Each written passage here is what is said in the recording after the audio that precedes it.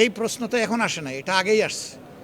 যখন আগে আসছিল তখন আমি আমার নিজের একটা বক্তব্য দিয়েছি যে সরকারের পক্ষ থেকে কেউ আমাদের সাথে এই বিষয় নিয়ে কোনো আলোচনা করে নাই।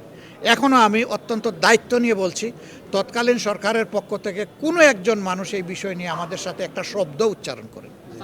এটাই হচ্ছে আমাদের পজিশন। আর প্রথম যেটা বলেছেন যে পশ্চিমবঙ্গে যেটা হয়েছে, এটা পশ্চিমবঙ্গ না, দুনিয়ার যেখানে এরকম অপকর্ম হবে আমরা তার নিন্দা জানাই। শুধু ধর্মীয় পরিচয়ে কাউকে আঘাত করার অধিকার এই দুনিয়া কাউকে দেয় নাই, কোনো দেশের সংবিধানও দেয় নাই। কেউ যদি এটা করেন মানবতার উপর এটা জুলুম, এবং আমরা তার বিপক্ষে সবসময় আমাদের অবস্থান স্পষ্ট।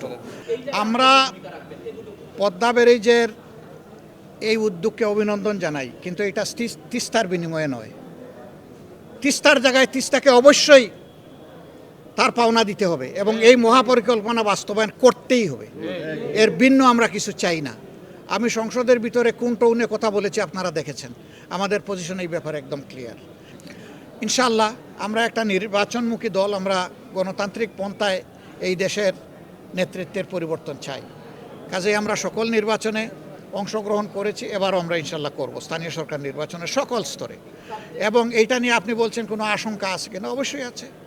কারণ আপনারা দেখেছেন জাতীয় নির্বাচনের পরে 2টা উপনির্বাচন হয়েছে, একটা শেরপুরে আর একটা বগুড়ায়। আপনারা সেখানকার চিত্র, কাণ্ড, কারখানা সবই দেখেছেন।